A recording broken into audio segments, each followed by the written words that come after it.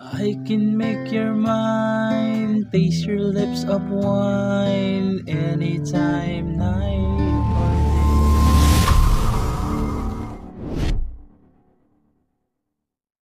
Hello mga ka-idol! So ngayon meron na naman akong ituturo sa inyong magandang kanta. So yung title pala nito ay yung All I Have to Do Is Dream by The Everly Brothers. So i-correct nyo na lang ako kung tama ba yung pagbasa natin dito sa komanta, no?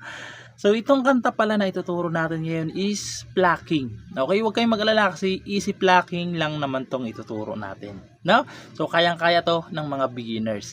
So dito muna tayo sa plucking. So yung plucking pattern natin mga ka-idol, no, is magiging dalawang klase. Okay? Ito yung unang plucking. So ganito lang siya. So yung bilang pala muna ng string, no, kalimutan ko. So ganito siya yung bilang natin. Ito yung 1, 1, 2, 3, 4, 5, 6. Okay, yan yung bilang ng string natin para hindi kayo malito, no. So yung plucking pattern natin is 3, tapos 2, 1 sabay, 2 tsaka 1 na string sabay, tapos 3 ulit. Lilipat ka agad. Okay, ulitin ko. 3, 2, 1 sabay, 3. Lilipat na. Okay, so ganun siya, no. Pag nasa loob naman ng open close parenthesis, dalawang beses nyo munang gagawin.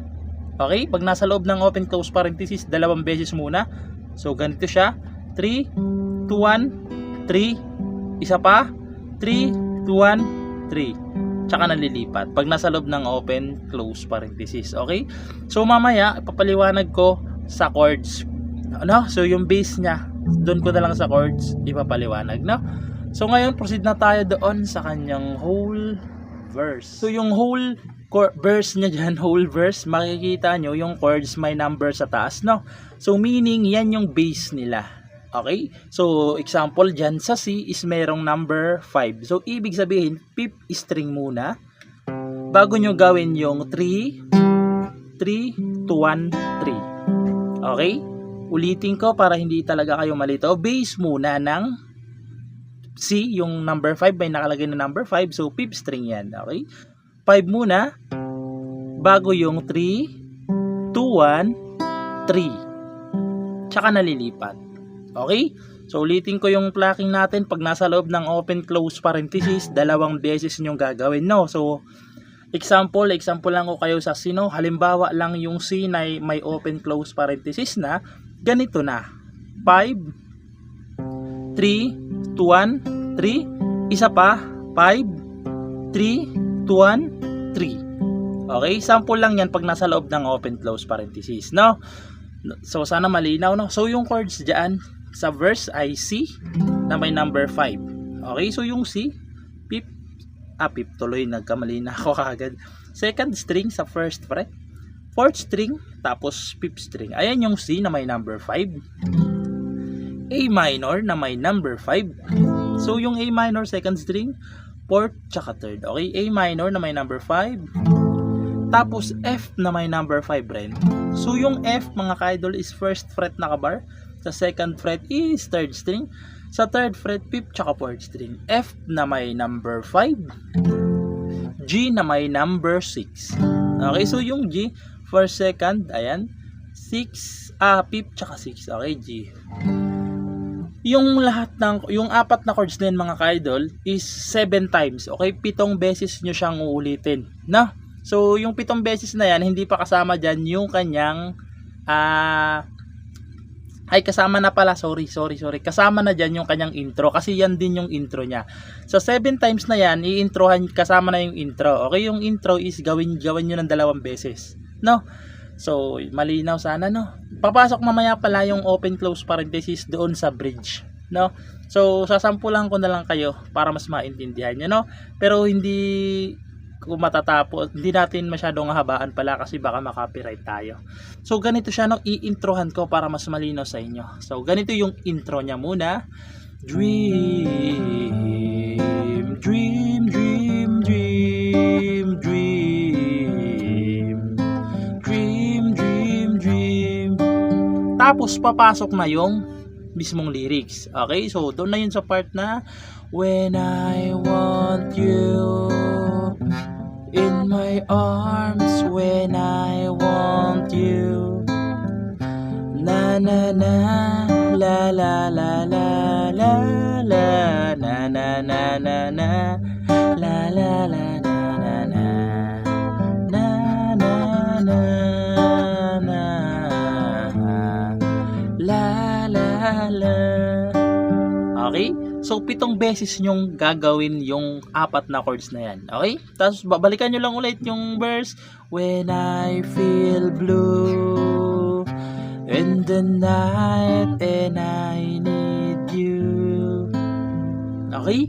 Pagkatapos nyong balikan, pagkatapos nyong magawa ng 7 beses yan, okay, nakalimutan ko tuloy itong sabihin. Pag nagawa nyo ng 7 beses, pupunta na kayo sa C na may number 5. Okay? C na may number 5, F na may number 5, C na may number 5 pa rin, tapos C7 na may number 5 pa rin. So yung C7 mga ka-idol is, di ba naka C chords kayo? C chord, ayan. Iipitin nyo lang tong ano niya, third string. Iipitin nyo yung third string sa third fret. Bali, ganito yung mangyayari sa kanya, yan. C7. Okay? May number 5. Okay? Pag nagawa nyo na ng 7 beses yung verse natin na yan, pang-8 ito. Okay? Pang-8 yung C, F, C, tapos C7. Okay? So, yan yung pang-8. Kasi pagkatapos nyo gawin yan, papasok na doon yung kanyang bridge. Doon sa part ng bridge na I can make your mind, taste your lips of wine. Papasok na kasi yan. Okay? So, ngayon, proceed na lang tayo doon sa kanyang bridge. So, yung bridge niya dyan mga ka-idol, no, kung mapapansin nyo, is may open-close parenthesis na yung mga chords. No? So, yung chords dyan sa kanyang bridge is F na may open-close parenthesis. So, may number 5 yan. E minor na may open-close parenthesis, may number 6. So, yung E minor, 5th tsaka 4th string lang naman, may number 6. So, may open-close parenthesis din. Okay? Pagkatapos, pupunta kayo ng D minor na may number 4, wala nang open-close parenthesis.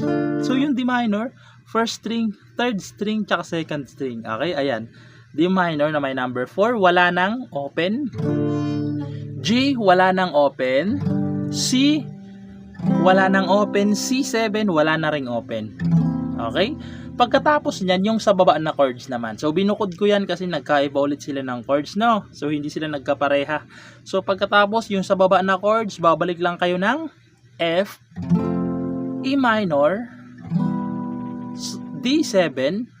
So, yung D7, second string, first string, tsaka third string. Ayan yung D7 na may open-close parenthesis. So, yung F, E minor, tsaka D7 may open-close parenthesis yan mga ka-idol ha. Hindi ko lang nasabi. Pagkatapos, pupunta na kayo ng G na walang open, F na walang open, tapos E minor na walang open, tapos pupunta kayo ng D minor na walang open din. Okay? So, sana malinaw yung chorus, no? So, chorus tuloy. Sana malinaw yung bridge. So, sasampul lang ko kung paano tugtugin yung kanyang bridge para hindi kayo malito. Okay? So, ganito siya tugtugin sa bridge, no? So, ganito siya. I can make your mind, taste your lips of wine, anytime, night or day. Tapos yung sa baba, only trouble is kiss with, I'm dreaming my life away. Tapos papasok na naman yung verse niya.